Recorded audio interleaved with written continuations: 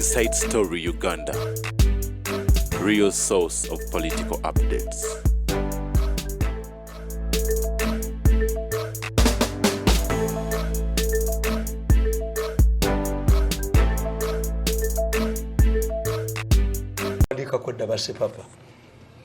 During the period of you have not investigated the case of Sipapa. His wife is giving leads in the case. No. Rise. Wongo kabisa. Anti nkugambi temucha ina credibility okuja kungena nga afuddewo. Actually, what you are now indicting police.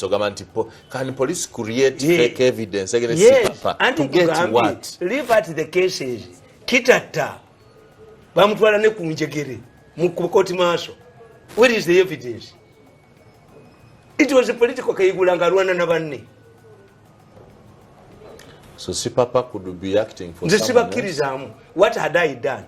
Banwanyi semyaka jino jonna. They fear me. God gave me communication. Don't think that Sipapa has been driving numberless vehicles. Ngati bamulaba. Badde bamulaba. The fattening period. How many Ugandans can qualify to be protected? Yes. The pistols, everything. You cannot find your wife in bed with the houseboy in Obiogera. And they have gone to the extent of implicating the army. The army is probing the main institution in Uganda is the army. Why are they showing the army? Why should it remain alive when the others are gone? And Jenkuburira, maybe literacy over education levels. You cannot evaluate. In pursuance of a result, you are banning the whole house. Let me give you 3 examples. Bebarumba Westgate. Abajasi ba Kenya bagenda okujinumira. Ne babagamba abamawulire nti bagenze babbi mu supermarket. Eyali amme commander General Kalanja yagamba let's work with your stories and apologize to the army. If Kenyan soldiers can steal from Kenyans, what happens when we are deployed abroad? Who accept us abroad? The newspapers apologize to the army. You cannot expose a general who is a part of the military to engage in acts of criminality. And Ugandans believe that there should be. Ugandans believe that it should be behind the Sipapa.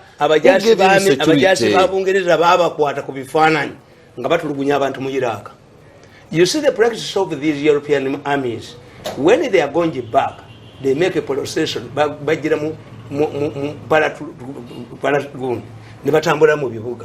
People started hurling stones to British soldiers. They went, and the American commander had made a mistake. The equivalent of your command. I know these people, I can identify them. These are part of the King's Rifles. Nayaba Mirundi Bayoba Mugamba. Who will join this discredited army? What do? They talked to the head of the DBC, accept that these were computer manipulated photos and get a retirement to protect the institution of the army. Timenza kukrizania gayingira. Ndi amaje gabba. Tesobo anti geno tasobola kuchogera. Ne spokesperson wa amaje tasobola chogera. You can say, mwite baso public relations. You can say in every basket there is a rotten mango. We may have some elements in the Yes. And once we catch them, we will punish them. They are probing. So if the serving and Enanga has accepted that is a probe going on. Onanga is a celebrated general. Commissioning as an excellence award. There is a probe. Let me tell you. Bakiri Muluzi. It is alleged. You are too tough today. Can you calm down and we have a good show? Bakiri Muluzi yakwata mukazi we, it is alleged. Yakwata mukazi we edesiwe. Abamuli ne bamukubira esimu. Yabaganda you wait the big story. Bamusanga ina mukazi mulala yali musiramu yawowe ekiro. Kino ne kifa. They don't know public relations and they don't call us. How would you handle an institution? Deny it. If what do you benefit if you people, the soldiers who are in service, become robbers? And is it the same time you retire? What are these people going to do in retirement? These are not spokeable things about the institutions. But President Museveni atakuwa mudali gwonna for your excellent service. Yasime nanga. That is not a medal. Let me explain to you. Let me explain to you. What they are giving people are metallic items. They are not medals. Metallic? One time you will find a house girl with the same medal you have. Me, I don't want. A medal is proceeded by citation. Sikugaba. No gaba. Abaka parliament wa nabali mu independence. Abatalina na motion zebaleta. Buli omwafe no mudali. Then it is a commercial. Wali wakabiri tibaka itanga double happiness edda. Akaba China nkamanyi. Double happiness kati je medali ya double. These are metallic items. A medal is preceded by citation. Miru nga honorary degree. Wakola chi to qualify. Enanga spoke well about the police. He has improved the police image. He has excelled. Enanga does no public relations. But Mr. Museveni has awarded him. Museveni tabamanyi. Museveni tabamanyi. Ne kwolo kasala bamu enanga. Kwolo tiyaje is the only time when he did not officiate at the function. Did you see Museveni there? These are wasted medals. Have you ever compared the cost of one medal? Pijanjalo. These are not medals. Medals must be scarce for selected people. But my argument is, I did the public relations. An institution is protected. Kenya, Ali Sahabu Yakuba Kenya, neighbor Tamwa Serikali Kasambu, Nea Yame Commander, General Mwase Kati retired. Abamawuli bambuza and can you give us the casualty? Nabagandi, you see, you imagine the bomb that exploded is 3 times that one that destroyed the Fundi building. Neya abamawuli ba Uganda abakuba ne Igondi bafudde 10. Ali Shahabu yase waliwo Ali Shahabu yatukuba. I want to let you on record. Ne bakola omukolo Entebbe. Nali Shahabu ne confirming anti baba same. Call the next of kin. Whom are you helping? I want to confirm publicly. Papa Simubi. Given the history of Enanga, and given the examples have been enumerated, after using it, they dump you. I think the strategy is, when work a group of Kabakozesa, but Katagiranti Karikona, the Wonga Kabawayo, the Kakati or your Sipapata Solo Kujiwako Judice. What happened to Brian White? Brian White Bamuganti, Abadakwata Awala, Abadakwatachi. No again in Parliament. The Mamitam Parliament. Where is the case? Kasuja, Erena Balabi, Zimbe, a headquarters, a Zedekito Commission, a chapa Bachitamamobi, Bagala Kutunda. A Raba Besi Bajanga Kuchizim, Abakazin Bekalakasao. I pose an argument. If you find the problems in protecting the electoral commission headquarters in the town, what will happen when it goes to the suburbs? Kasuja, Bali Badwani electoral commission of Amatembe, Kukuba Buru. Never took a kisera, never why it is a Kasuja, Tiayokezom Sajasi, Obawananda. When Kasuja was sacked, the Kakukoro man disappeared. Story Nekoma. But you know, there's in Kurunya and Kuta, Bagan and Kuruja and Kabushenga. No one can take by Senyabo Bankaber, Mutuni quarter of Kuruyago. They have malice. But you are contradicting yourself. Ojana ganti mbasonyi ye nabatadde nabavudde. Soka bushenga ne kubuya ne. They bankola mu sente million 10. Kakati no sango musajja omulala. Gwe tokuma ewe tebajjayo. We have a judge called Basirabachi. Basirabachi yali solicitor general. Ne bamusolicitinga abeera omulamuzi. Baleeta ekiwala ne kiga nti yali akikwata. Had to come in to fight for Basirabachi. It's not true. Why didn't you trap Basirabachi? Nora Bumkazo Nuntabaz, Bamugoba Taina Wigis. When Museveni waited another group, Ntabazi Komiyoko minister. Because it was a battle between the Bakons and the Banga. Not to lead a soma. yagraduate nzewa Nantaba. But when Museveni appointed her in land, as soon as she sprang into action, bamutandikirawo. Nantaba reached a level of paying ngomusala gwe gwonna bagutwala. What baffles me, nakiwandika mu katabo kange muno, nenga nti nalaba ku kyali ewaffe. Naye ndaba abakolera enaale mu bwentyo bwe mbalaba. Nabagamba nti interestingly, the majority of men, especially drunkards, killed their wives in the practice of beating them. Majority for fear of embarrassment or arrest by police. Injured women, especially those who were pregnant, could not speak out or access treatment. This resulted in 2 deaths. Such information, however, would remain concealed, and the cause would be only referred to as a chikutuko. Interestingly, many would remarry after killing their wives. Surprisingly, some men married from families of their deceased wives. One incident that intrigued me is when Kajua quickly married the second wife after battering his first wife to death. Within 6 months, the second wife also died, and Kajua remarried. At this point, however, villagers became suspicious and banished him from the village. Kakati chemba labamu neba kujoga neba kujja bana nchane bakomyawo neba bakomyawo. These are village women. Yes, naye tugende. They are behaving like my village women. You could have a point. There is a mafia in let me tell you, tuyina kye tuyita the Stockholm syndrome mu psychology. A woman was held captive by a man mu dungeon nga raping every day until a plumber came and had a woman crying na alerting police.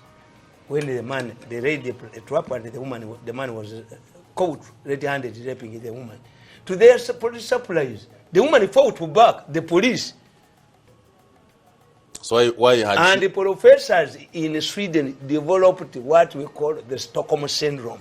That so why was she crying in the first place? When somebody torments you for a long time, you see him as a savior. And you see a kamuto kabaka kulekedde nawe totokabirira. Oyina n'abaserikale. Bakujjukidde kati bakujjeyo bakwetewere kye bakujjukidde. They have any assignment for you. So we studied the system. Studying. I have allies in the government, but I don't share their ideology. What surprises me in the system, ebintu bibiri. Yes. Buli ava mu government ya Mwami Museveni avaayo akaaba. Buli mukulu kati nti baagala mutta. Speaker agamba waliwo baagala okunzita. Ebyo bya busiru era. Mu Kenya waliwo ayagala okunzita. Let me tell you. Ebyo byonna bya busiru. We are investigating. No.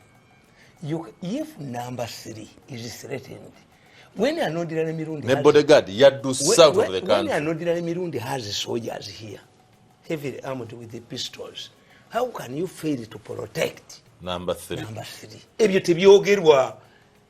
You handle the matter nga teyogeddwako. So who should have kept quiet? Ebyo tubimanyi mu politics. Kenya tukiyita pre-dimissions. When a Kenyan politician alleges nti bagenda mutta bagenda mutta. Because there is a killer squad in Kenya.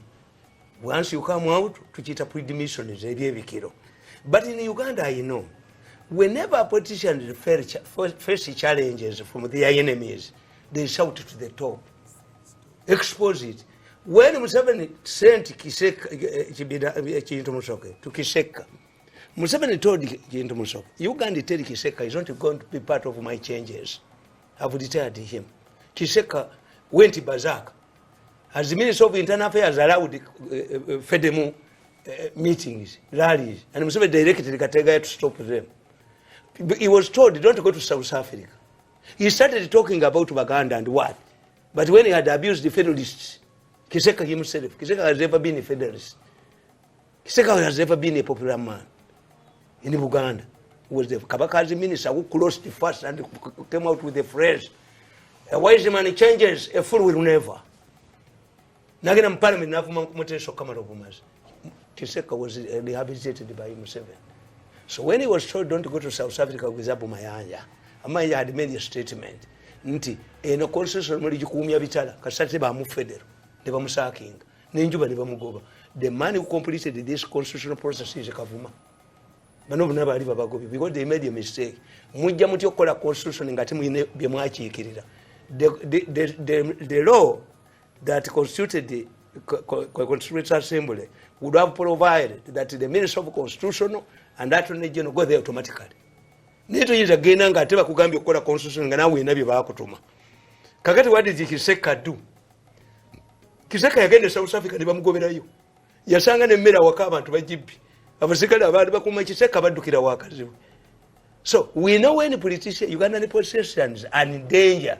This is when they mobilize. Anita Tomijukira. I hear telephone. I hear these people talking about me. Anita. The gateway smile to Pakwachi. Yes. He made a noise.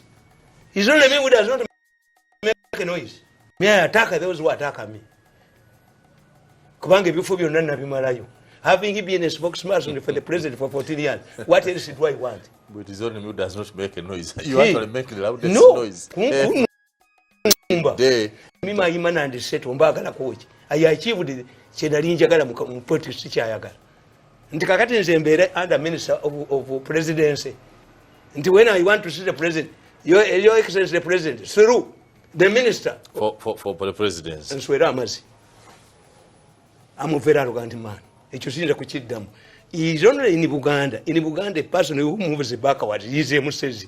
He's a witch. Nti Ugundi, Mukibi. Yali Minister of Foreign Affairs. Nafuka ambassador. Kakati, Babaku Sindika Munsenda no Gambotia. She checha kutukako. And Apuri Najan the minister. Why don't you retire? This is done in Israel. Because they have a shortage of politicians. The Omabera minister, Muyamuno, and Abira prime minister, they rotate because they have a small gun. They go to Ansonyi. So, therefore, but is there no need to investigate? Anya Yagaro Kutani. Because everybody has talked about that. Muwanga Paulo Muwanga. Balwanagana abacholi balwanagana n'abalangu ne bakuba chief of staff Smith apona chaka ne bamwambula mu empale Muwanga yavayo naganti what happened is an coordinated troop movement highly intelligent Muwanga postmaster grade 1 n'abasinza amagezi who can invest in this country when the speaker is in danger? Do you put your money here? Nabagamba nti mbasomese introduction to political science. Because a political statement is Bamafia banemeseza okulaba Museveni, that's Kenya, emyezi mukaaga. And now tuzita conclusive statements mu psychology. And now I tell in my resignation. Atosigala unengalabi. Namwe musigalawo busigazi. Hati kenkubulira. Musigalawo busigazi. Temuina. Atobole meddo okulaba Museveni.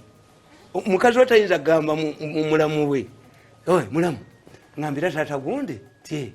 Amfanya ku sente naked. Muna omwana yannema nange ntuma y'omwana. Kati who come to you? When somebody comes to you and says, I want to see Museveni. Oh, you didn't tell me. I saw him yesterday. Had you come earlier? Nange simulaba.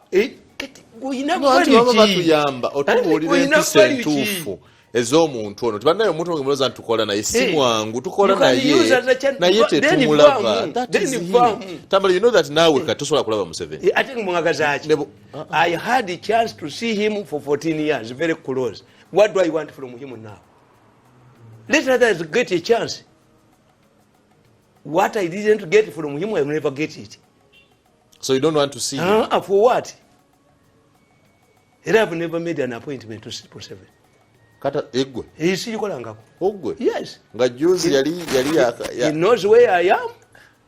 Nabadde nina kuloti mu kigere. Kaya bise bakakubye empiso. Naye I alerted my friends abali mu government. I need 10 million. Have a clot. And you treated I have allies. Nagenda John President's office. Ngaliwo kyayinonye. Abamaje bagamba ni yaje ko program zange. Tukanonye kwa waifu. Do you know how programs was the final? Do you know how influential and powerful I am in this country? For defending people. Ono mukazi wa Uganda Airlines. Omukazi wa Uganda Airlines yajjabiri mu 3. Nga 19 gaatuula. Ne gayisa milioni 760. Nti bayisa abagenyi okwaniza Bombardier. This is not mentioned. Bayina ekikambuli bakita abavata. Abavata bakikolera endaga. Why does it Muzei arrest these idiots who are harassing this younger girl? Baba yuli, bakabi akali mu airline. how can you invite? Is the girl innocent? Yes. Ati yaliyo. Mbo bamugambi. Wamuyigiriza biri eby'omusajja olwo bwe yatuuse ne bamuwadde entebe n'agaana ogituula. Nemu kankubo. Senyo n'agatuula mu ntebe yo n'agaana ogituula. Abadde mu hiding. N'agaana ogituula mu. The woman was in hiding. You don't know the psychology they put on people. At one time nagende wanantaba. Nga tasobola kuva mu kayina kukka wansi. Nga ati esasi. Enanga najeyo omutwe. Mbo tuba mukwata atenga yabadde enanga abaana bo balese bubi. Enanga family yo girese bubi. One day nagambe enanga nti bwe bakugobanga owandikanga ekitabo inside my real mind wait as nti bayogeranga bya busiru. People will grab you like a grasshopper. Never me I defended Museveni for 14 years. Why am I moving publicly? What work is when nagamba nti I'm not aware. Let me consult. Neko because no meeting ngako bawadde kali okuvometing. Certain public relations officers avoid it. But you develop the word over Kazindalo. Why don't you keep quiet? Why don't you consult? But you're a spokesperson. Yes, meaning you yes. speak. I would have and a they don't know. Keep quiet. They would have instituted a committee. Until whenever we have a challenge, we sit. I'm telling you. So don't you think that the speaker's statement is a vote of no confidence in your government? Yeah, anti kyenkubuulira. Atajja kusigalawo. Anna bano ne bakkiriza. Balige twabadde ku routine. Ffe tubadde tumumonitoringa. And we are doing it to other people. Naye baba limbye. That would be a lie. So you tell a lie for the sake of the institution. Is it profession? Tukayita katabaako. Tukayita tutya. The teacher of nations. Not everything is mentioned. Bagenda okwana musinga nti omuntu afudde. Nga yafadda nga bamaze n'okukola arrangements. If you think singa Charles yaliirawo ku bukyayi abangeeza bwe bamuyinako teyaliridde. But if something had to be done, Queen yalemeddeko waaki ono amumanyi tebamwagala kaafugeyo mitono. A strategy. Why did the king of Spain abdicated? Ono yalemerawo. Abadde manyi mutani we tebamwagala. Amawanga gakola strategy. Amawanga gabeera ne strategist mu abagoba. So you would have preferred nti yaleka obuyinza nga akyalimu naga nti mbulese naawo omulabe Queen. Does the law provide nti yandibadde asobola okuwa you can abdicate. Naawa mutabani we naye yategeera nti mutabani we tebamwagala olwa Diana. Yabba muko omusajja. Izane people olaba police ekubagana n'abantu bekalakaasa. Kati ngonenya abanyegenyega abaganye okumoninga Queen ngebungereza bekalakaasa police ebayola. Bali kamba buli muyina okubeera mu nakyo intellect. Kyenewuunyiza, I thought you as a parent of many children wandibadde omu kubali egenesi nyegenyege. To the contrary, you are for nyegenyege. Yes, why? Is it because teri baana bo bagendayo? Kugambye nti we are fighting a storm. Nabagamba mu COVID nembagamba the best qualified people to fight COVID-19 the public health workers abo butandalo. You only go to hospital after being affected, but people can tell you nti ono kabera kwa no kabera pa. The people who can fight homosexuality are religious leaders and traditional leaders. This is a foreign culture. Two, mubi separating gye babyagala. If you can get money from them. Nabaga let me tell you, you are living in pretense. Manyi ebifo. Nabaga nti ekabalagala eriye ekifo. Abakazi gye basitamanga boze emmotoka abawala abatonga bali naked. Nengo okuyingira mitwalo 10. Abasajja ne bakuba enduulu. Why? The men are not used to the nakedness of their wives. Nti a woman from childhood, babyhood, bamuambaza. Kakati they are eager to see. But the excitement, manyi, gye bayingira mu kimanso lw'okimanyi. Wakinnyonnyola wa? Yes. Kakati if you vomit, then that's when you know that your teeth tezikola. Nyege is an explosion that it tells you religious leaders and traditional leaders you have not done a good job. Mubirekeyo mayi kwaloba amawulire be bagenda bijjayo mubusibe embwa. Yes, musiba amawulire bagenda bijjayo beba kuba obwo busajja bwa bukedde obwo a professional journalist like you saying basibe kubanga indiscipline. What's the indiscipline? Yes, reporting what is happening. Lwaki obikuba we a mirror of society? No, be reserved there. Do we have cameras nga bazaala in words everybody words naye obwo busajja bwa bukedde bugenda ne budira omuwala omuyimbi ng'ali ku raise ground kamukuba mu magulu wakati kyayitiridde mukwate mu busibe ebyabaseegu bibeere mu buseegu bwabwe tebifuluma abantu bonna. So you have no obligation to protect journalism. No. I'm a journalist, but indiscipline nationalism. Nkubulidde nationalism yammwe. I'm one of the most qualified journalists in Uganda. Most qualified? Yes. And the same one making a statement. Mubukube mu busibe. Bunamawulire mubukube mu busibe. You? Gwenga okuba stories ziri malicious.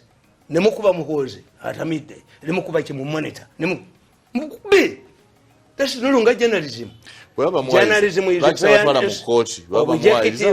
tujja kuba bakube wenkwatira kulubya wekagwera kubanga he deviated from journalism principles. I wrote a book, The History of Media in Uganda.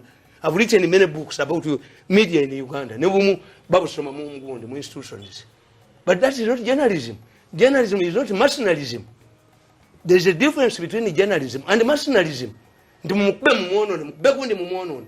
Kati obusajja bwa bukedde obwo lwaki bwe base ono se papa sente bwina bwe bizijja mumono bwayonona ne kitata nemba kitata gwe nemfuluma gwe kulubya nemfulume bweru gwe ntubera fenne bweru namalesi akonjegere kakati tewali hopeless ono gundi kazinda bayola embwa ne basiba sebufu omugaga sebufu. I am inclined to ask you wasuze no I'm a bitter man. You see mu psychology buli lwalabanga omuntu. Do you know why people cry at burials? Abantu abakaba ku burials baba bika bibiri. Omukazi ayinza okukaba nga ajjokedde omwana we. Omukazi ayinza okukaba nga omusajja afudde sirimu n'ategeera kati akandekedde. Not normally nti bakabirwa. So me whenever what I went through, whenever I see these people, the brain white is nemala bali yakosende ne balaba mu 7 ne bifaananyi byabwe. So encha ne mu demonizinga ne mudi omwana oyo ne yeeyagala n'avuga emmotoka live temukwatako encha ne mukasuka kasasa ekidoli kyo mpandisa akataba ekidoli politics, the politics of ekidoli. This using of people's children banyabwe basula bakaba ne babalabanga mubawana ne mukozesa embwa zammwe ne muzikanyuga. Very dangerous. Ate bajja kubeera nammwe enanga abaana baba n'abato benanga bajja battamu mujja kulaba omuntu gwe baziikudde emukono mpozi bamuziike kaweweeta. You have humiliated the people. Ne muyola abantu waliwo olukwago nali mu ministry ya health gwe tobamanyi genda obuze lukwago ali ministry the way lukwago was ministry. Because I do not have time to read the Chidori politics. Bansagala ndi ku Chidori politics. After emptying their stomachs. Abasoma political science. I did not even know that there is a Chidori politics as a course unit. Politics of we after emptying their stomachs they power you out.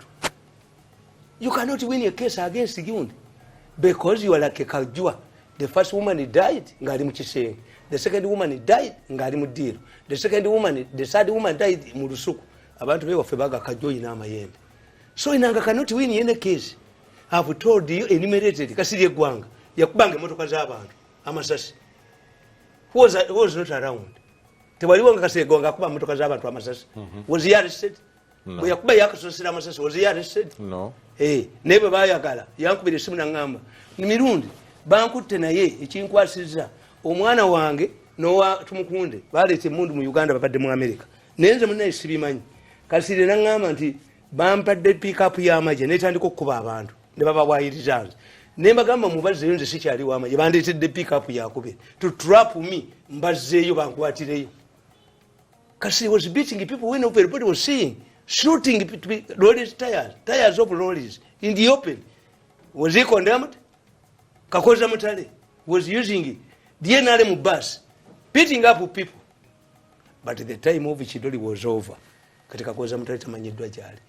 A system that cannot reward those that have worked for it. Loyalty.